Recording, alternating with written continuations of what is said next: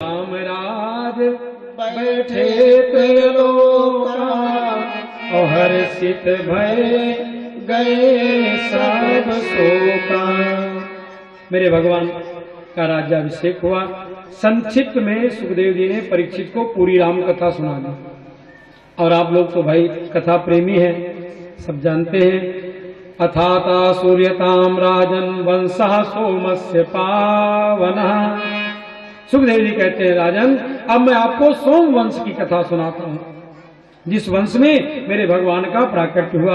बोले नारायण के पुत्र हुए ब्रह्मा, ब्रह्मा के पुत्र हुए अत्रि और अत्रि के पुत्र हुए चंद्रमा। यहीं से चंद्रवंश प्रारंभ हुआ। चंद्रमा के पुत्र हुए बुध और बुध के पुत्र हुए पूर्वा और इन्हीं पूर्वा के वंश में 6 पुत्र हुए महाराज आयु, सतायु, सत्यायु, रय, विजय और जय। इसी चंद्र में वंश में चलकर एक और तेजस्वी राजा हुए जिनका नाम है गाज। और इसी वंश में अनेक राजा हुए हैं महाराज। इसी वंश में आगे चल करके राजा नहुस हुए। नहुस के 6 पुत्र हुए यति, याति, संयाति, आयति, बेति और कृति।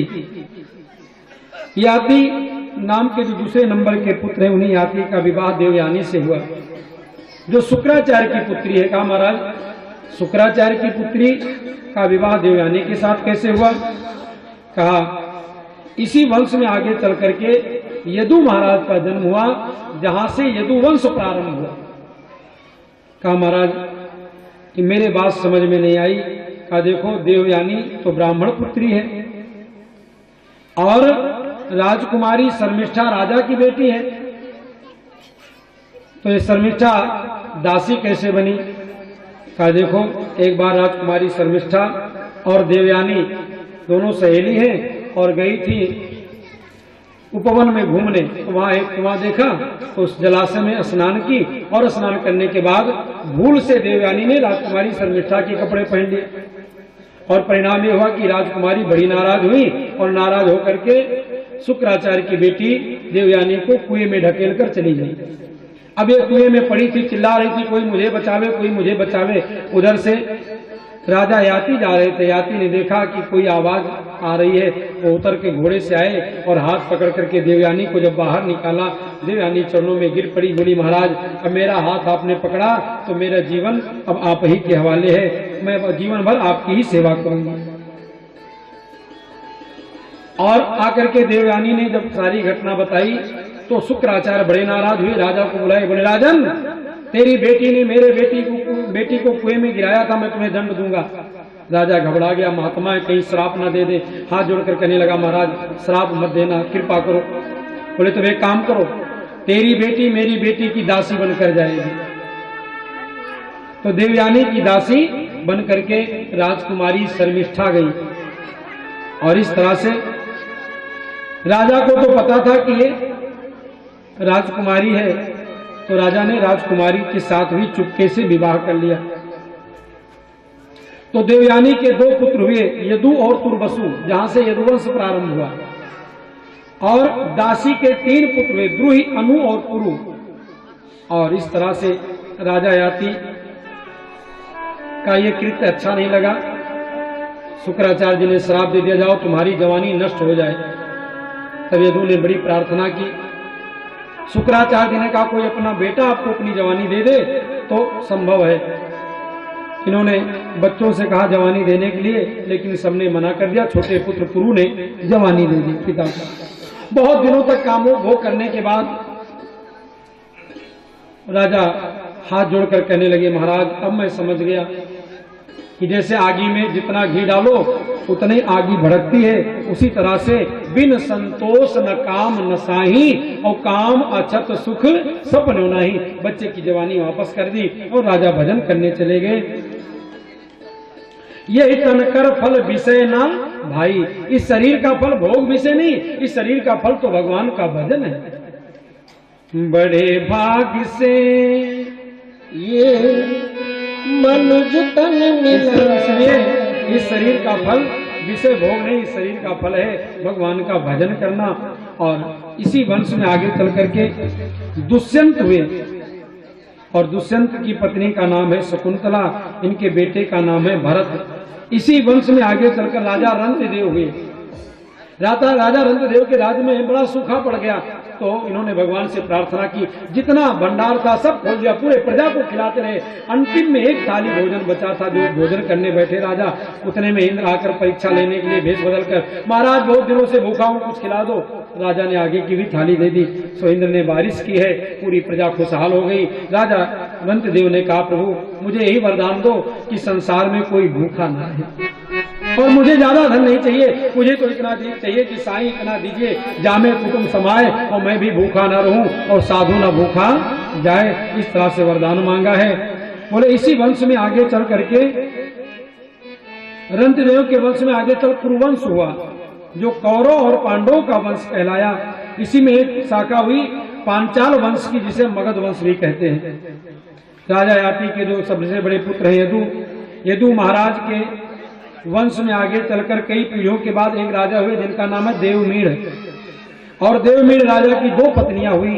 एक पत्नी के दो पुत्र हुए, जिनका नाम है अर्जन्य और पर्जन्य, और दूसरी पत्नी के जो पुत्र हुए, जिनका नाम है सूरसेन। अर्जन पर्जन्य के जो 9 पुत्र हुए, जिन्हें हम 9 नंद कहते हैं, नंद बाबा 9 भाई थे, गोकुल में रहते हैं। और जो दूसरी पत्नी के बेटा है वो है सूरसेन, और सूरसेन के जो पुत्र है वसुदेवादि हुए हैं। बोले महाराज इस कथा को विस्तार से बतावें। बोले मथुरा के राजा है उग्रसेन, और उग्रसेन को कोई पुत्र नहीं, इन्हें पुत्र कामेष्टि यज्ञ किया। फूलन के हार आओ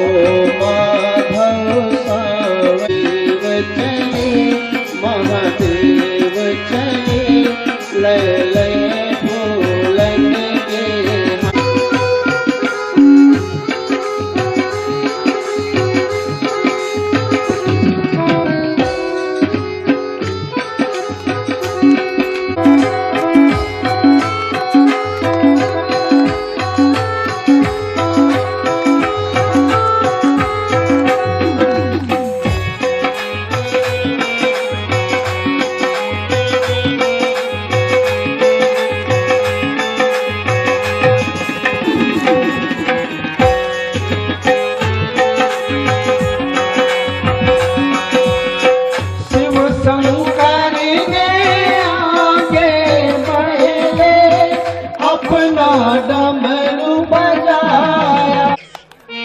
खुल गए सारे ताले, वो क्या बात हो गई, जब से जन्मे कन्हैया करामात हो गई, जब से जन्मे कन्हैया करामात हो गई।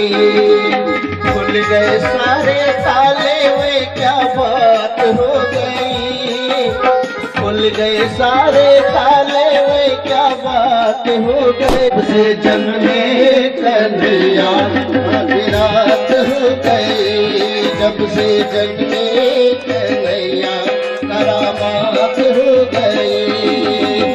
आंगन घोरी अंधेरा कैसी रात हो गई, आंगन घोरी अंधेरा कैसी रात हो गई, जब से जन्मे कन्हैया आधी रात हो गई, जब से जन्मे कन्हैया करामात हो गई।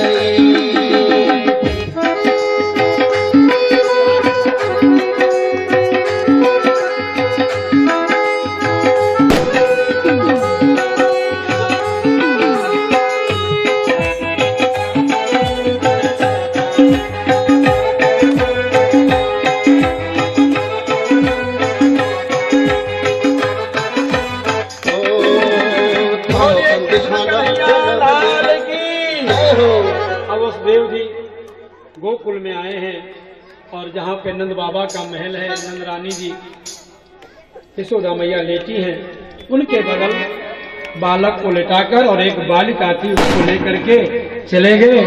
और जब लेकर के वहां गए और हथकड़ी बेड़ी अपने आप लग गई, सारे दरवाजे बंद हो गए, सेवकों ने सूचना दी, महाराज कन्या हुई है। कंस आया और कन्या को मारना चाहा, वो कन्या हाथों से छूट गई और कहने लगी, आकाशवाणी की, अरे कंस तुझे क्या मारेगा, तुझे मारने वाला जन्म ले चुका है। वो अष्टबली रूप में वो कन्या जाकर विंध्याचल पर्वत पर विराजमान हो गई। बोले